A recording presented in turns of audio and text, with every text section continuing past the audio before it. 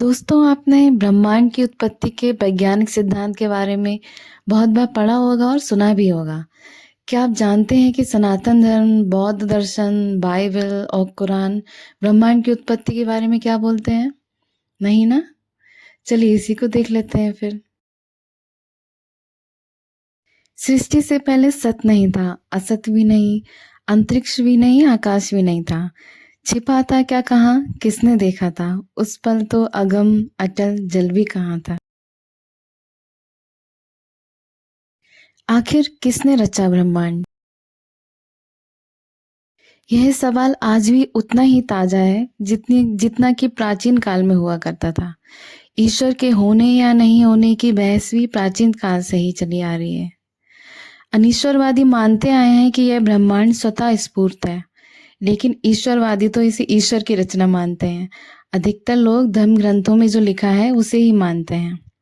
वेद, पुराण, जिंद Avesta, तनक, Bible, Quran और गुरु ग्रंथ आदि सभी धर्म ग्रंथ ब्रह्मांड को ईश्वर द्वारा बनाया हुआ मानते हैं। लेकिन दर्शन और विज्ञान अभी भी इसके बहस के बारे में शोध करते रहते हैं। हालांकि पहले की अपेक्षा विज्ञान ने ब्रह्मांड के बहुत सारे रहस्यों से पर्दा उठा दिया है। सबसे पहले हम ये देख लेते हैं कि वैज्ञानिक दृष्टिकोण क्या कहता है। लगभग 14 अरब साल पहले ब्रह्मांड नहीं था, सिर्फ अंधकार था। अचानक एक बिंदु की उत्पत्ति हुई, फिर वह बिंदु गति करने लगा, तो उसके अंदर भयानक परिवर्तन आने लगे। इस बिंदु के अंदर ही विस्फोट होने लगे। तब अंदर मौजूद प्रोटॉन्स की आपसी टक्कर से अपार ऊर्जा पैदा हुई। विस्फोट बदला महाविस्फोट में। इन महाविस्फोटों से ब्रह्मांड का निर्माण होता रहा। आज भी ब्रह्मांड में महाविस्फोट होते रहते हैं। इस तरह ब्रह्मांड लगातार फैल रहा है। बस यही बिग बैंग थ्योरी है, जो कुछ हद तक सही भी है। अब प्रश्न यह है कि क्या सच में ही ऐसा हुआ? क्या ऊर्जा से आकाश, हवा, पानी, ग्रह, तारे, पृथ्वी और इंसान बने? कैसे तय हुई दिशाएं? कहाँ से आया समय? कैसे बना पदार्थ? किसने बनाया इसे? किसने किया महाविस्फोट? सच क्या है ये कोई नहीं जानता। बाइबिल में समय की एक गति के रूप में परिकल्पना की गई है, जिसके अनुसार सृष्टि की एक निश्चित शुरुआत तथा अंत है। यह एक ईश्वर की रचना है।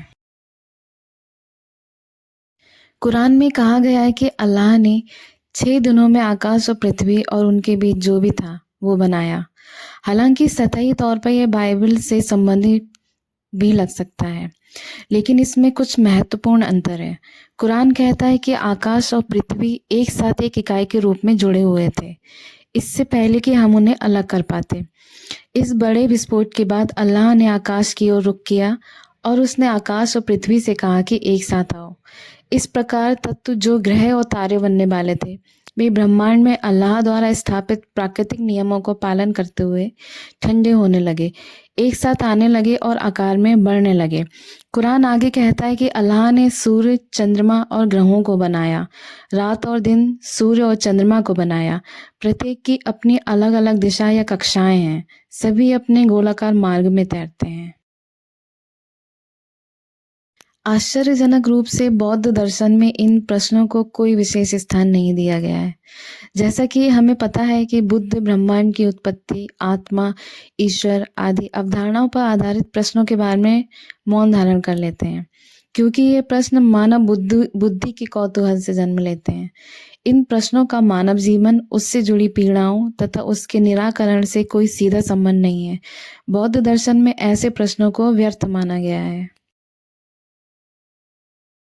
सनातन धर्म के अनुसार ब्रह्मांड की उत्पत्ति देखें तो सृष्टि अनादि काल से आरंभ विलय का विषय रहा है। यह अनंत काल तक ऐसा ही रहेगा। इसके अतिरिक्त विभिन्न दार्शनिक व्यक्तिगत स्तर पर भी इस प्रश्न का उत्तर अपने तरीके से देते हैं।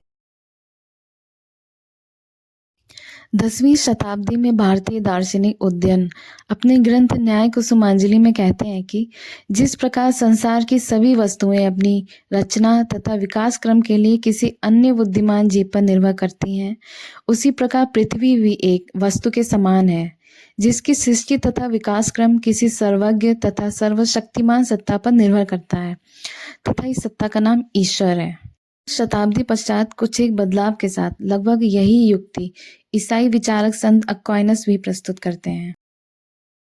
वहीं मत्स्य पुराण के अनुसार सृष्टि की रचना एक सुनहरे गर्भ में ब्रह्मा के प्रवेश कर जाने के फलस्वरूप हुई है। इसी गर्भ को हिरण्यगर्भ की संज्ञा दी गई है। जबकि सांख्य दर्शन सृष्टि की रचना की गुत्थी को पुरुष तथा प्रकृति नामक दो शाश्वत तत्वों के आधार पर सुलझाने का प्रयास करता है। सांख्य दर्शन के अनुसार पुरुष शुद्ध चेतन स्वरूप है तथा प्रकृति तमस, रजस तथा सत्व नामक त्रिगुणों से युक्त अचेतन तत्व है। सृष्टि की उत्पत्ति से पूर्व प्रकृति के तीनों गुण एक संतुलन की स्थिति में शांत अवस्था में विद्यमान रहते हैं, किंतु अनादिकाल में पुरुष की प्रकृति से निकटता के कारण ये तीन तत्व एकत्र होकर सृष्टि का निर्माण करने लगते हैं। किंतु इन सभी परिकल्पनाओं तथा विचारों से अलग ऋग्वेद का नासदी सूक्त सृष्टि के सृजन की समस्या को एक ऐसे अनोखे रूप में प्रस्तुत करता है कि सृष्टि की रचना के प्रश्न पर ही प्रश्न चिन्ह लग जाता है। नासदी सूक्त के प्रथम सूत्र के अनुसार सृष्टि की रचना का प्रश्न सृष्टि की रचना से पहले उपस्थित तत्व के प्रश्न से जुड़ा हुआ है, किंतु सृष्टि से पहले तो हम किसी सत्य की कल्पना कर सकते हैं, ना कि किसी असत्य की। यदि सृष्टि की उत्पत्ति की समस्या को हम इस परिप्रेक्ष्य में देखें तो सृष्टि की उत्पत्ति से जुड़े सारे प्रश्न अपने मायने ही खो देंगे। वेद कहते हैं कि ईश्वर ने ब्रह्मांड नहीं रचा, ईश्वर के होने से ब्रह्मांड रचता गया। उसकी उपस्थिति ही इतनी जबरदस्त थी कि सब कुछ होता गया। आत्मा उस ईश्वर का ही तो रूप है। वेदों के अनुसार यह ब्रह्मांड पंच कोशों वाला है, जहाँ सभी आत्माएं किसी न किसी कोश में निवास करती हैं। ये पंच कोश हैं जड़, प्राण, मन, विज्ञान और आनंद। शिव पुराण मानता है कि नाद और बिंदु के मिलन से ब्रह्मांड की उत्पत्ति हुई। ब्रह्म, ब्रह्मांड और आत्मा ये तीन तत्व हैं। ब्रह्म शब्द ब्रह्म धातु से बना है, जिसका अर्थ होता है बढ़ना या फूट पड़ना। ब्रह्म वह है जिसमें से संपूर्ण सृष्टि और आत्माओं की उत्पत्ति हुई है। विश्व की उत्पत्ति, स्थिति और विनाश का कारण ब्रह्म है। जिस तरह मकड़ी स्वयं स्वयं में से जाले को बुनती है, उसी प्रकार ब्रह्म भी स्वयं में से स्वयं ही विश्व का निर्माण करता है। ऐसा भी कह सकते हैं कि नृत्यकार और नृत्य में कोई फर्क नहीं। जब तक नृत्यकार का नृत्य चलेगा तभी तक नृत्य का अस्तित्व है। इसीलिए हिंदुओं ने ईश्वर के होने की कल्पना अर्धनारीश्वर के रूप में की, जो कि नटराज है। अगर इसे हम दूसरे शब्दों में समझें तो पूर्व की तरफ वाली नदियां पूर्व की ओर बहती हैं और पश्चिम वाली पश्चिम की ओर बहती हैं। जिस तरह समुद्र से उत्पन्न सभी नदियां अलग अलग नामों से जानी जाती हैं, किंतु समुद्र में ही मिलकर वे सारी नदियां एक हो जाती हैं। मनुष्य, पशु पक्षी, जो भी प्राणी होते हैं वो फिर वैसे ही हो जाते हैं। यही अणु रूप वाला आत्मा जगत है।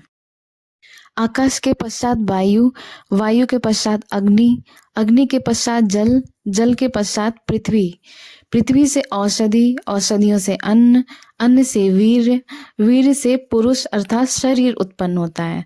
उस एक परम तत्व से सत्व, रज और तम की उत्पत्ति हुई। यही इलेक्ट्रॉन, न्यूट्रॉन और प्रोटॉन्स का आधार है। इन्हीं से प्रकृति का जन्म हुआ। पृथ्वी, जल, वायु, अग्नि, आकाश, मन, बुद्धि और अहंकार यह प्रकृति के 8 तत्व हैं।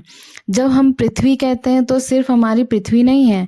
प्रकृति के इन्हीं रूपों में सत्व, रज और तम गुणों की साम्यता रहती है। प्रकृति के प्रत्येक कण में ये तीनों गुण होते हैं।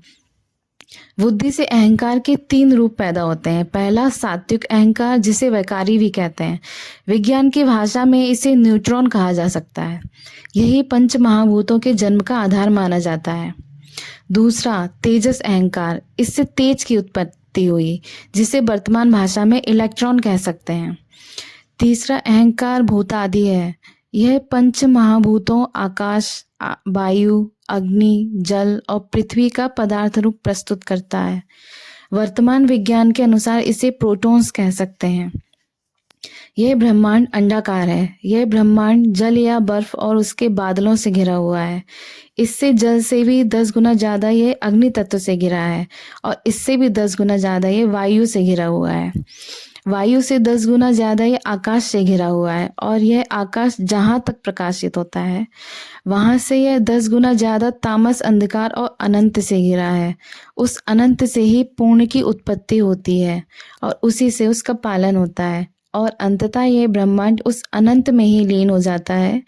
प्रकृति के ब्रह्म में लीन हो जाना ही प्रलय है। यह संपूर्ण ब्रह्मांड ही प्रकृति कही गई है और इसे ही शक्ति कहते हैं। दोस्तों, अगर आपको ये वीडियो अच्छा लगा हो तो आप कमेंट करके ज़रूर बताएं ताकि हम आगे भी ऐसे वीडियो बना सकें।